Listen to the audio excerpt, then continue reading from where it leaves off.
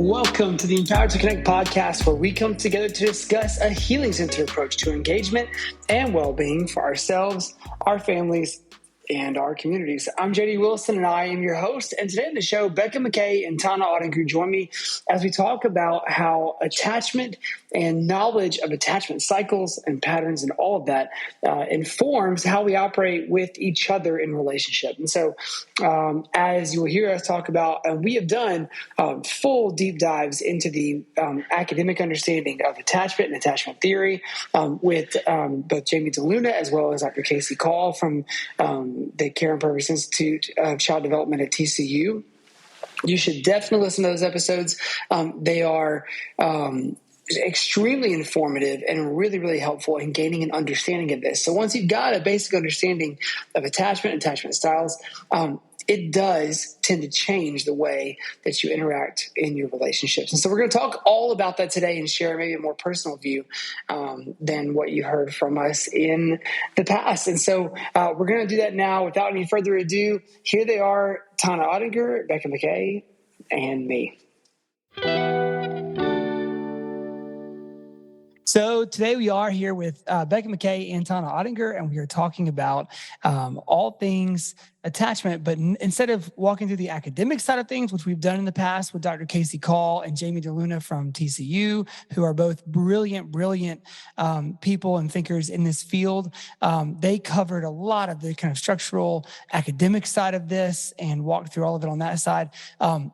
We are going to today talk about how it's affected us personally in our different relationships, whether it be with peers, whether it be at work, whether it be with our kids, whether it be with our spouses, partners, friends, people in our lives. And so we want to hopefully give you more of an inside look at how it's affected us personally. And hopefully that can help as well as you're navigating this in your own life. And so, Becca, well, first I should say also, if you're listening to this, live the day that it comes out, we have just yesterday released our newest animation, which is an explanation of attachment styles. And so one thing you could do is pause this, pull up YouTube, go and watch our latest animation and then see it spelled out there, or you can do that afterward. You have to do it either way. You need to go watch the video, but you could hang on right now and Becca will walk us through a real brief overview of it. And then we'll just get to talking. So Becca, after that long introduction, do you mind going ahead and starting to walk us through just a brief overview of attachment? Yeah. So attachment theory looks at your relationship with your caregiver when you're a little baby, and that forms some attachment patterns, some ways that you attach to your caregiver, which then translates to how you relate to other people throughout your life. So the research has identified 1 secure style and 3 insecure styles. It can get a little tricky because the names change when you become an adult. So I'm going to give just a quick, brief overview. One of the child insecure styles is called anxious avoidant. So this is when a kiddo internalizes the belief that they need to meet their needs by themselves. And so they become really independent, self-sufficient. They look really calm from the outside, but internally there's a lot of stress because they're not feeling taken care of by their primary caregiver. If you grow up and, there's no intervention, there's no healing, there's nothing changing that pattern, you can turn into a dismissive adult. So same way that the little kiddo kind of dismisses the emotions, the dismissive adult is going to be more so kind of the pick yourself up by your bootstraps. Let's get it done. Let's keep it moving. That kind of personality. You're fine. Hop up. Yeah, you're doing fine. Wipe it off. And then the next one is anxious ambivalent. So the word ambivalent means you feel both ways. So this is going to be that push-pull kind of thing. So it can be described as like a clingy kiddo. This kid is not sure if their caregiver is going to show up for them. And so sometimes they're going to try real hard to get their caregiver's attention, and other times they're going to push away because they don't know if they can trust it. As this kiddo grows up into adulthood, they can turn into a preoccupied or entangled adult. And that's kind of, the relational style of you're kind of caught up in the details. You're kind of maybe enmeshed or tangled up in somebody else's feelings or emotions about something. So that's going to be the next one. The last one is going to be a disorganized style. So really, this is kind of the style that's not a style. There's no pattern. So when kids experience severe abuse or neglect or chronic stress and adversity, they don't have any one of the patterns. They're going to show some things that the avoidant kiddo shows and some things that the ambivalent kiddo shows. It can be really confusing and unpredictable. And as they grow up, if that is not resolved, they can become an unresolved adult. Again, these are just big blanket categories. There's tons more into it. But the good news is, if you are one of the 3 insecure styles, you can develop what researchers call an earned secure attachment. And you do that by really developing self-awareness, making sense of your past experiences, experiencing a positive, supportive relationship. So any of us can either, start as a secure attachment pattern from birth, or we can develop it over time through those really rich relationships and through that really good self-reflection. Okay. First of all, that was incredible that you did that in such a short amount of time. Tana, do you want to lead in here with just kind of maybe your introduction to this and once I saw this, here's how I started to recognize it in my daily life. Yeah, I think I have this mixed relationship with this topic. It's anytime we start talking about it, I mean, Becca and I have done a good bit of writing and our new parenting course about attachment. We've created these animates. I feel to some extent, Becca and I together have been talking about attachment deep and long for years and years. Right. And I just have this mixed relationship with the idea of attachment, because I started learning about it when, as a family, we were not well. Yeah. Our family wasn't in a good place when I started understanding this concept of attachment. And it was almost like the quiet thing said out loud, or the thing that began to help all the confusion and some of the despair and some of the hopelessness that was sort of happening around us. Yeah. We started having words, and we started seeing patterns. And then some hope started to shift, but man, it was hard fought for hope. Yes. This isn't easy hope. I'm glad that, Becca said it, you can have security from childhood. You can be in an environment and in a family structure and in a parenting relationship that provides for you security, and you can grow into being a securely attached adult. That is frankly not the majority of humanity. We are all in these, they can be very loving homes and we have this idea of the best we can. And we have generational patterns that are being passed through us onto the children that we love more than life themselves. But stink it, we are still showing up in our own stuff. Okay. And just spewing it all over them. Yeah. And then if you have built your family, through adoption or foster care or kinship care or blended families, there are other adults that have impacted your child's attachment. And now you are trying to figure that out. And so it is this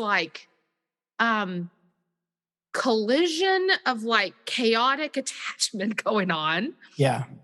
And it's messy, but this is why I say it's a mixed bag, because it has also been one of the most profound, insightful pathways to hope that I've ever touched in my, I'm not going to talk about how old I am. I can say in my 21 years of parenting. Okay. Yeah. Yeah. So I am pro figuring this out. If you go back and listen to our other episodes and you listen to all of this episode, you will still, do not despair, need to go listen to a few more other podcasts and read a couple more books and maybe seek some professional help and take some online assessments.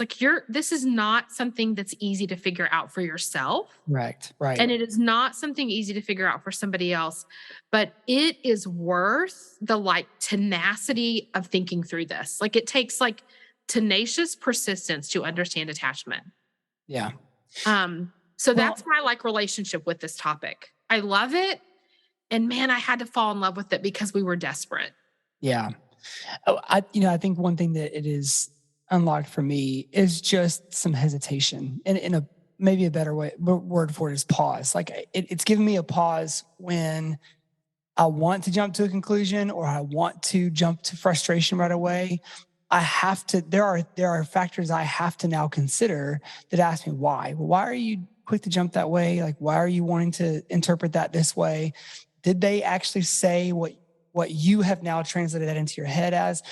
And so even I'll just speak just from learning my own attachment style. And I did go through the painful process of having an adult attachment interview and with somebody who knows they're doing and did it and sent results and explained it and all that.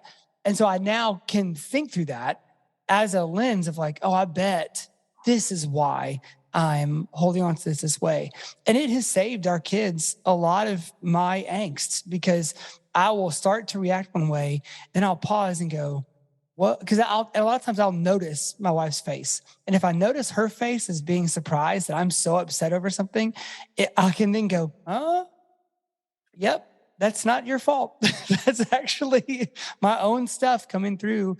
Let me go be myself for a minute and collect myself and I'll Yeah. come back. And then I Yeah. think if I'm just being honest, one of the ways that it's impacted my parenting, I have to do a lot of work internally because I get hopeless real fast. Like, oh God, I'm going to screw you up the same way that I was screwed up, or the same way that I've had to work through stuff because I inherited stuff, and my parents sent stuff because they inherited stuff, and their parents sent stuff down because they inherited stuff. So, and then you touched on the adoption piece, which is a factor in our family. So, all those things said, it is a really, really helpful piece of information.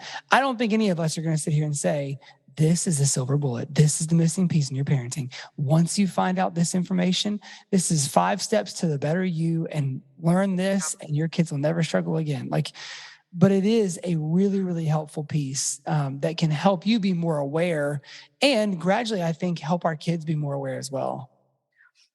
I Can I think, say? oh yeah, go for it. Well, I was jumping, Tana. So jump in if I'm going to take us a different direction. Well, let me just say one quick thing because I'm happy to go wherever you're going. Like wherever you want to go, let's go. My one little like to sort of piggyback on JD is if this is your first time thinking about, like, I wonder what my style is, or like your first touch point, I think my encouragement would be no matter what we say next or what we've already said in this episode, please be curious. Like, Yeah. I would like beseech you to like a spirit of curiosity and self-reflection, because it is like a little like flashlight into your soul. And y'all, those can be like so scary. Like who wants to take a flashlight and shine it into the depths of their being? Like maybe none of us. But Right.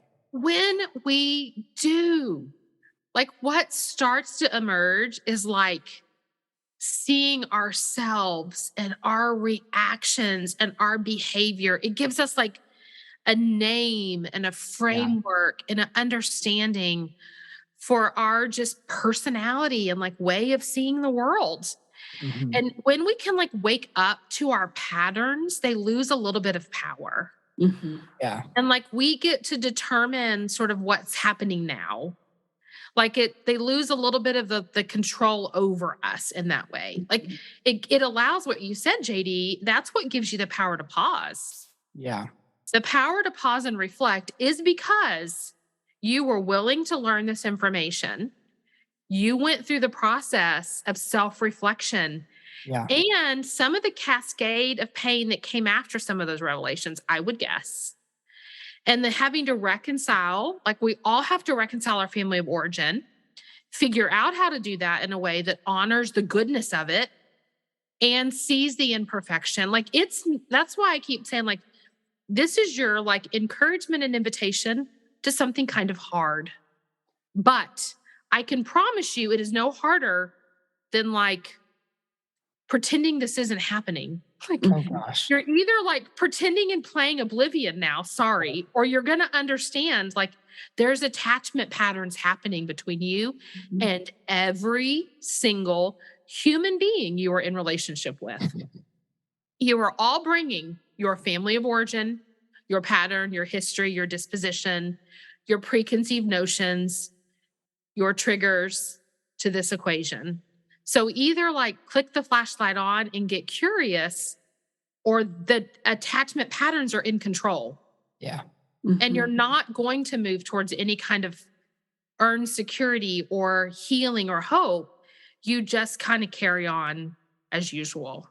Yeah. So that's why I say it's a mixed bag. Okay, Becca, where are we going next?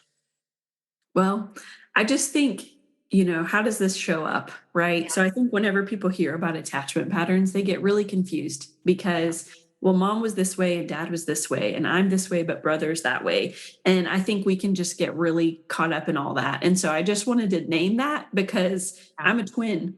And I did the adult attachment interview, guys, and they told me that I was secure. But I'm telling you, when I read about the preoccupied, entangled style, it is me.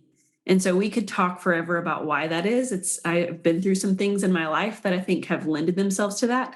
But my twin leans more towards dismissive. I mean, pretty extremely more. Like we're very different in the way that we approach relationships. So if you're listening to this and you're like, it's not as simple. You're right. It's not as simple as A plus B equals C. But when you can become self-aware, when I can know, I tend to be tangled up in my emotions, it can give me, JD said it really well, that pause of like, oh, that's what's happening right now. And then it doesn't have to be my personality. My attachment pattern doesn't have to be my whole personality. So then it becomes, this is a pattern. This is a way that I tend. So pattern, meaning like a pattern of my behavior. Like this is something that I do in relationships, meaning it can change like with thoughtfulness and intentionality and safe relationships where we can talk about it. So like my twin and I can talk, I can call her and she can be like, you're fine, Becca. And I can be like, well, that's dismissive of you because it's a conversation that we've had. And so then we can kind of jokingly, like we can kind of like help each other. Again, we are who we are. That's true. But our attachment patterns are really malleable. Like they can change when we're in safe relationships. And so I think knowing your tendency, just like anything, humans tend to be on a pendulum. So like, it's not going to be helpful for me to be like, oh, I don't want to be entangled. So I'm going to join the buck up crew, like wipe it off, rub some dirt on it. Like that's not helpful. Like the helpful thing is to find that happy medium, that secure middle. How do we create safe, secure, connection-based relationships with people? And it's hard because, like Tana said, every person you encounter is bringing all of their stuff right into that moment. And so it takes a lot of grace for other people, for yourselves. It takes a lot of intentionality. But understanding attachment can really kind of be a light bulb. It can help, maybe I'm thinking of a time in college where like I had a pretty intense conflict with my best friend, like pretty big, how college girls are. It was dramatic. There was tears, all the things. Well, now as a few years later, I can look back and I can see that preoccupied pattern. If I had known that then and been aware of it, I think we could have had a different way forward, if that makes sense. Mm-hmm. Yeah, it makes total sense to me. I'm just going to say one thing: the Buck Up Club is kind of fun. So if you ever want to join it over here, like a little dismissive, we have a little dismissive party over here on the other side of the pendulum, Becca, and it's kind of fun. We aren't so worried about how other people feel. I mean, yeah, there it is. Like how, I don't know.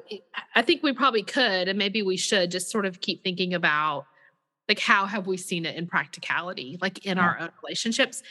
And I mean, I thank you for sharing that about, that your twin, like, no, she's experienced everything you've experienced, like in real time, same developmental age and stage, and there's still some personality at play. And so we are just complex human beings, aren't we? And we all internalize our situations and circumstances really, really differently.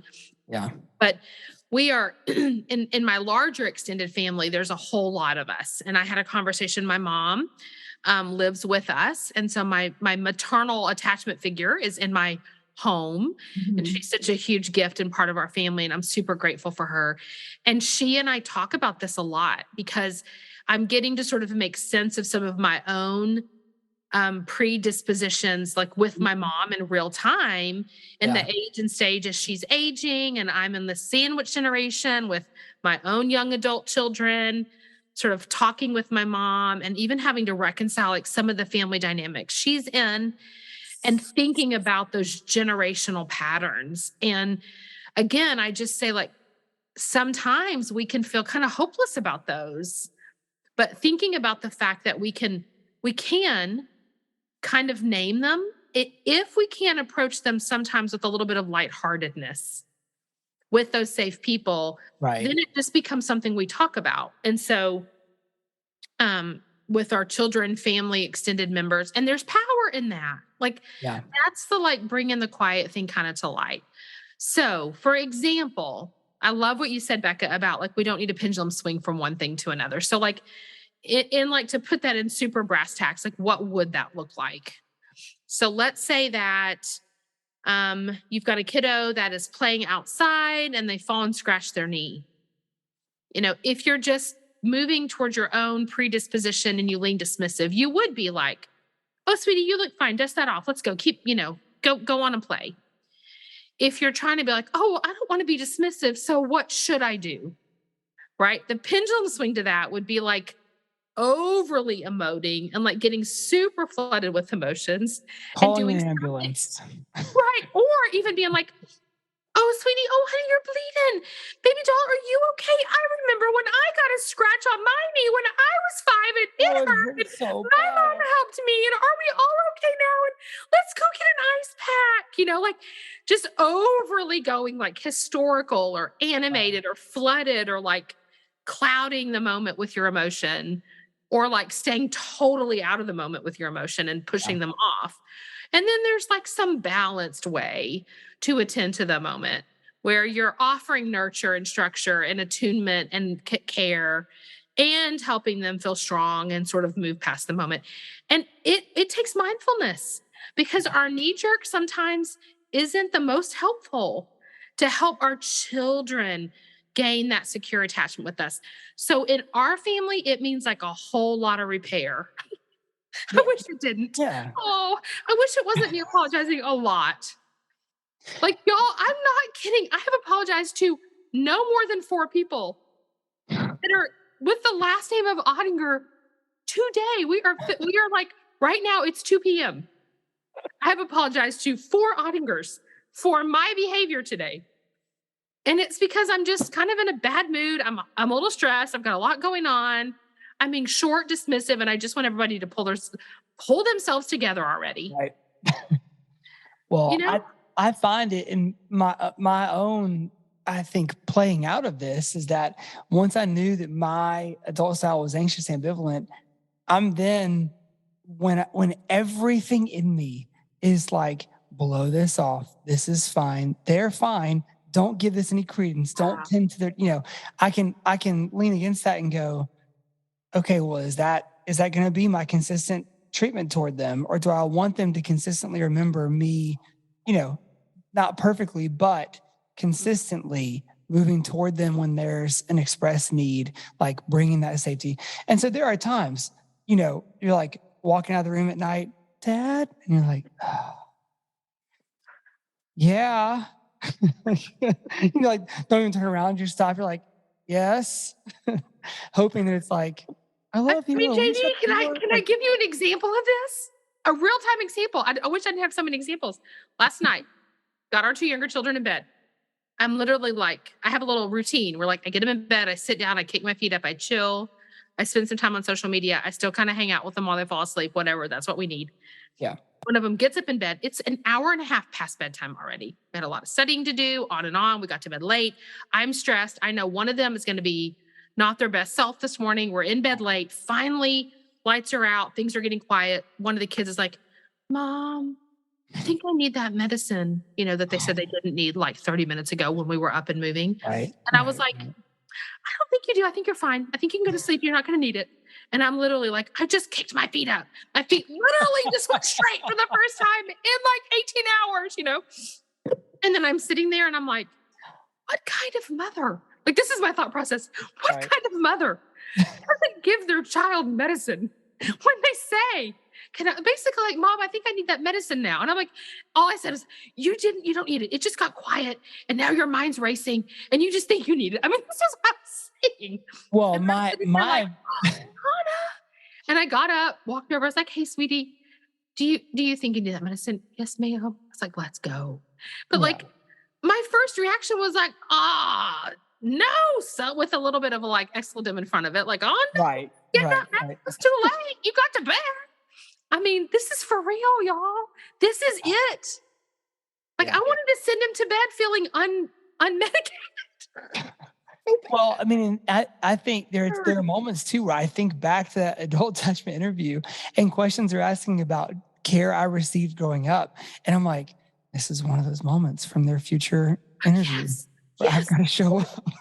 Yeah, I remember that time I told my mom that my arm was bleeding and Right. it was like I needed stitches and she said it's past 9. They talked to us about nutrition and I asked if I can have some water so I can help And I them said, sleep. And no, I you're they fine. said, get it yourself. No. So And obviously JD and I are dismissive. Whatever. Okay, Becca, tell us something else on yourself, please.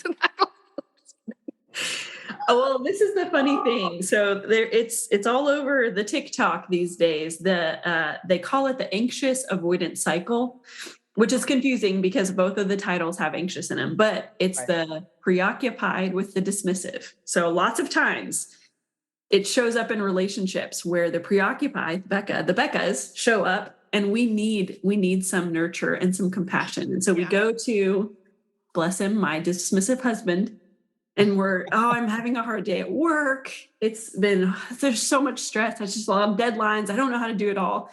And, his response might be, well, what am I supposed to do about that? So, his attachment pattern is deal with it, or don't. But I don't really know what to tell you. Independence is a high value to the dismissive adult. No. And so there is this cycle that can happen in relationships where his dismissiveness amps up my neediness like tenfold. So then I'm digging in. Well, I need you to show up for me emotionally, and I want you. And then my neediness kicks his dismissiveness up so into high relief. It's like in high relief at that point. So he's like, literally, I do not know what you would like for me to do about your emotions, about your life. Like, I'm not sure. So I'm just saying that to say it's common enough that it's trending currently, but it is a cycle that can happen where our style can really trigger someone else's style. And so because we're aware of it, we do follow on Instagram. There's an account called The Secure Relationship.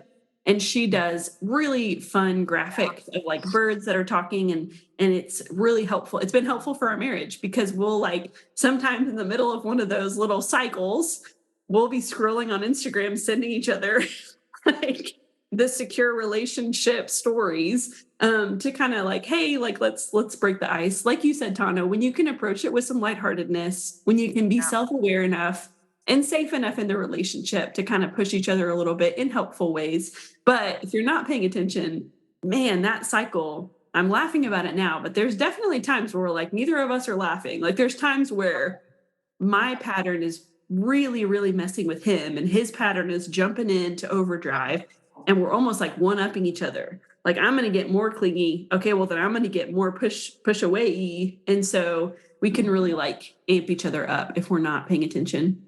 So this is happening in adults for us, right? So how do we know? And I don't know if Becca, in your work in schools, and if Tana, if you've noticed this in parenting, I know we have. When we understand this attachment deal, and we kind of understand what we can understand of our kids' attachment patterns, how does that change the way that we pursue connection with them? I can actually go right back to my last night story.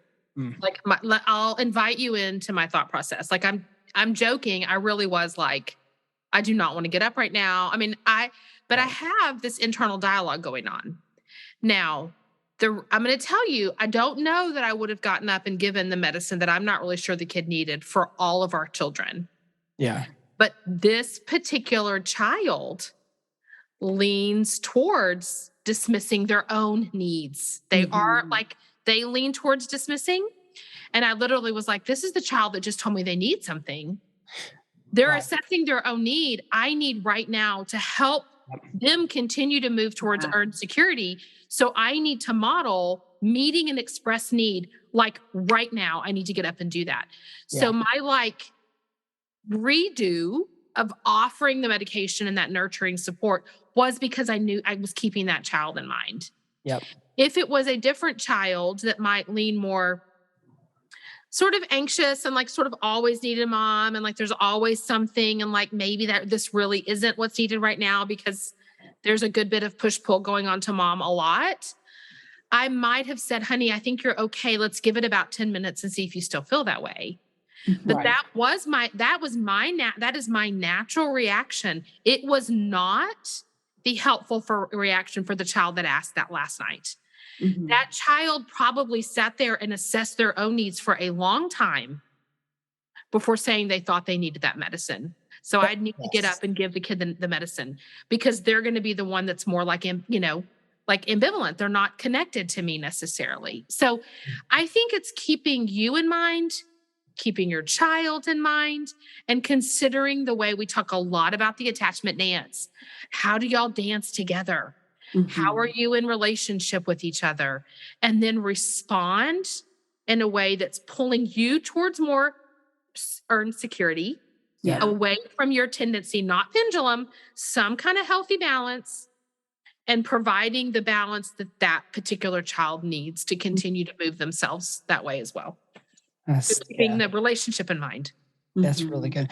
I think that, the only thing I was going to bring to this part of the conversation is what you just said. Like when we become students of our kids and we know their tendencies a little bit, we should have an internal radar that will peak when you notice something coming from a place you don't expect it, right? And so if there is a request for something from the kid who normally doesn't ask for anything, or if there is a like oddly quiet night from the kid who is normally talking your ear off at bedtime, or when, carry out that pattern however you want. Like when something out of the ordinary shows up, it is a cue for us to then kind of lean in and let's see whether we need to go downstairs and get that water or that medicine, or go down to, I tell you what, hey, everybody else is asleep, pop up, let's go downstairs and watch the rest of this football game together. And you just tell me about your day. Like, create special moments like that.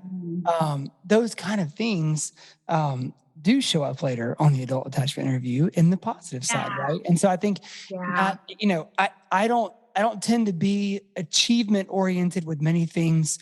Like I'm not motivated to work by making more and more and more and more money necessarily. But one of the things that I am very achievement oriented in is now thinking about, and I long for our kids to be able to know they are safe in a relationship. So if there are some things I might not want to do in the moment that I know will have like a longer payout than what I initially thought, then I need to make that effort to do those things in those moments. And so that can obviously walk a fine line of then, turning everything into achievement and, dismissing your own needs, all that. But as a general rule, that's kind of where I've landed.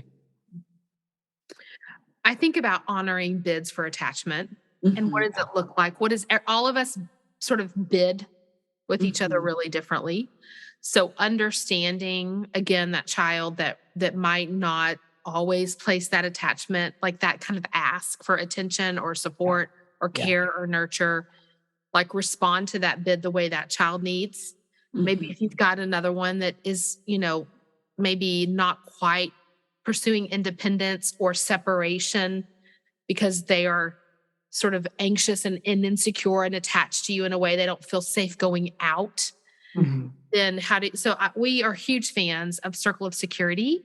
And you could Google that, and there's this beautiful image, and it talks about like having a safe haven and recognizing that we all in a safe and secure relationship feel the freedom to go out and explore the world. And then we come back and touch base. So you need to get to know, do your children feel safe to go out? Okay. And are they not coming back? Then celebrate the coming back. If they aren't touching back with you, then that's what you want to foster and nurture, is that connection back to you. You may have a child that is not feeling safe going out and exploring the world. They want to always stay with you. So you would want to nurture and support that growth of them feeling safe to go out and explore the world. This can be teenagers or young children. I mean, it's across the life cycle. But think about healthy attachment is feeling secure enough in a relationship to be autonomous and connected. I know who I am. I know my place in the world, and I know that you are a safe person I can depend on and be in relationship with. Yeah. So meet the needs of your kid to sort of grow in that way. Becca, do you have closing thoughts? I just love how you've said, like, let's celebrate their bids, because I think as a parent, and maybe especially a parent who has not been with the child for their whole life, it can be hard if a kiddo is dismissive. Maybe like you really, really want them to touch base with you, but they're not. And so you can kind of overdo it and force it a little bit. Or you've got a kid that's so clingy and you can overdo it and never encourage them to go out. And so I think, or you can throw them the deep end, there's like extremes to this. So I love that you just said, let's honor who they are. Let's pay attention to their going out and coming back, and then just celebrate and encourage when they're taking those little baby steps. We all just take baby steps. That's all we can do. Just little baby steps towards security. Yeah. That's so good. Y'all, thank you. I know that if you're listening to this might have felt like it bounced around, and it did, because that's life. This is how this goes. Messy. It is. It's messy, but so worth it. As a reminder, if you skipped watching the animation in the beginning of the episode, now's your time. As soon as you finish this up, just go watch it now. In all reality, it is on YouTube. There for you to watch. You can find links for it in our social media and other places as well, or you can just search Empowered to Connect on YouTube and find it there. Guys, thank y'all so much. Yeah. Yes. I'll say as we end, thank you to the two of you for being safe friendships. Oh, yeah. And find your people that you can have these conversations with and work it out in real life. So yeah, cheers to you, and find a friend to listen to this episode and go on the dive of attachment styles in community. Yep. Thanks. Agreed. All right. Yeah. See you. Bye, y'all.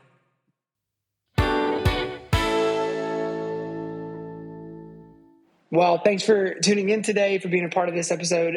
As we reminded you again, in case you can't tell from our enthusiasm, we're really excited about this new video we just put out. It's been a labor of love. A lot of time went into this latest project, and so we're really proud of it. And you can watch it on YouTube if you search Empowered to Connect. It is our latest video. It's about attachment styles and what they are. You can also find the episodes that we talked about and we referenced in today's episode in our show notes below. So links to all those things are down below. We are hopeful that this is a great experience for you today, a great episode for you today. And as always, we'd love your feedback. So if you haven't left us a review on Apple Podcasts or on Spotify, please do that.